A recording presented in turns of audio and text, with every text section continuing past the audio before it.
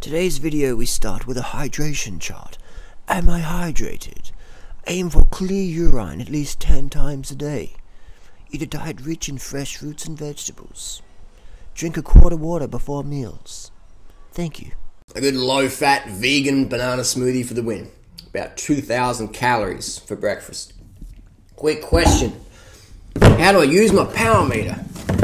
You got your power meter. You grab it, you put it on your crank. You pair it with your Garmin. And then you're like, what do I do next, Harley?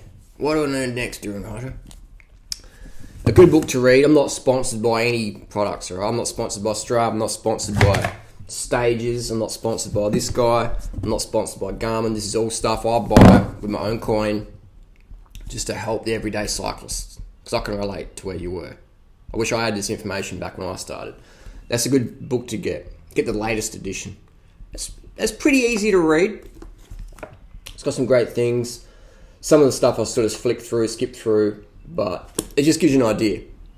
You don't even need this book though, but if you're interested, this is the best book on training the power meter.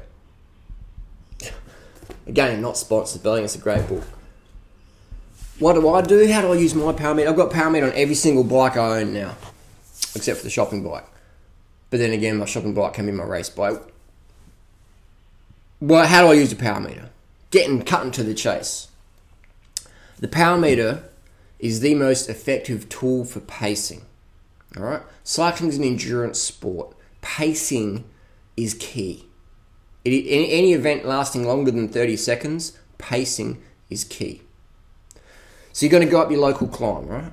You're going to go to local. It takes you 20 minutes. Over a few weeks of riding with a power meter, you work out what wattage you can hold without blowing up, without putting up too much lactic acid. Lactic acid is when your legs start to sizzle, your whole body's like your tip of your tongue feels like someone's hit it with a fucking hammer. You're just like in a world of pain. That's lactic acid, which is fine. But if you want to climb fast, you've got to minimize how much lactic acid you produce by riding at a lower wattage or a sustainable wattage for that given climb. So if your climb's a minute, you can just pretty much go crazy. If your climb's longer than a minute, you need to have a pacing strategy. And a power meter is the only way to pace on a climb. Heart rate takes 3 or 4 or 5 minutes to get up, and it's variable. Average speed means nothing. I remember one time I went up Corkscrew Road with a friend, and he kept surging. And I'm like, what are you doing, man? He's going, I'm trying to hold my average speed. And I'm like...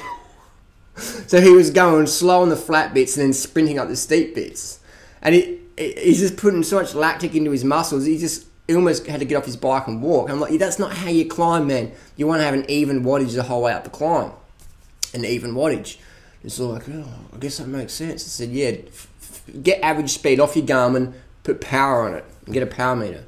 And he did that, and he's just climbing out of the fucking world. All my friends who get power meters, insane improvements. There's some teenage kids I ride with, and they get on the power meters now, and the improvements they've had in the last year is just, it's like they're on EPO or something. It's crazy. Because it lets you all of a sudden pace properly. Instead of getting enthusiastic and smashing the start of the climb, you go to look at your numbers, go, okay.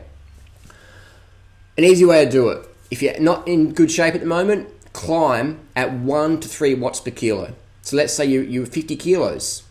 That's 50 to 150 watts that you climb at. If you're in shape and you really want to push it, climb at 4 to 7 watts per kilo.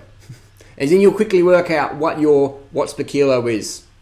On my Garmin, I don't have watts per kilo on it. I just use watts per kilo because that applies to everyone. On my Garmin, I just have 3-second power at the top and then cadence underneath and distance, etc. That's what I focus on, is the 3-second power averages and the cadence. And I'll tell you what, I train with a lot of pro riders in January over the last 10 years, and every year more and more riders using power meters. Almost 95% of the peloton now uses power meters. So only 4 years ago, it was maybe 15%.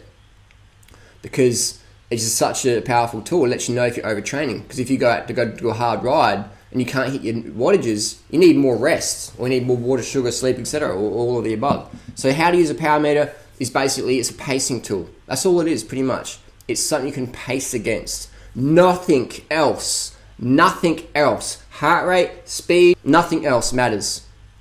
Only power matters. Watts per kilo is the only thing that matters as a cyclist.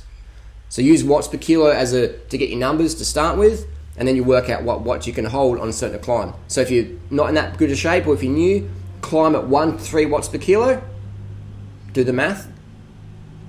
Your body weight times 1, or your body weight times 2, or your body weight times 3. That's what I write at as recovery. If you're really fit and you really want to fucking test yourself, 4 to 7 watts per kilo. And then you'll quickly work out what watts per kilo you can hold for whatever climb, depending on if you're going to do a 3 Peaks challenge in Australia, or if you're going to ride a Grand Fondo in France, and you're going to ride 200 Ks. You'll quickly work out what watts per kilo you can hold for the climbs. So many people are going to blow up, and you're probably going to get on a compact crank set, because you'll work out, hang on, I'm like, I can't even hit 80 cadence, and I'm losing power. If you can hit 80 plus cadence, you'll get more power to the bike. You'll feel like your legs are going nowhere, but when you look at your power meter, look at your Garmin, your watts are going up. You're like, fuck. No wonder Lance Armstrong spun so much. No wonder Chris Froome spins like a washing machine off its rails. No wonder Bradley Wiggins sits in the saddle and just fucking spins the fuck out of the pedals. That's what gets more power. There's all this grinding shit. No one's doing that anymore. It's spinning. Look at the riders of the new generation. Spinning. 80 plus cadence, 80 to 120 on the climbs. Start at 80, work up to it. That's another video. That's how you use a power meter. It's a pacing tool. Put your comments and questions down below. We'll bang out more videos. Get a power meter. It's the most important thing you can get for your bike. Don't worry about wheels or carbon bling bits, whatever. It doesn't mean anything unless you have a power meter on your bike. Give me a $1,000 bike with a power meter versus a $15,000 bike without. 100%. Get a fucking power meter. Going to change your life. You don't need to get the bling $5,000 SRMs. That's old technology now. Stages.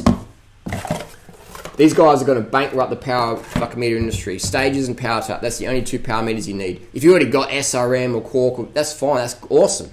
But if you're in the market for a new one, you have to spend that much money. Stages or Power Tap. That's all you need to get. 100%.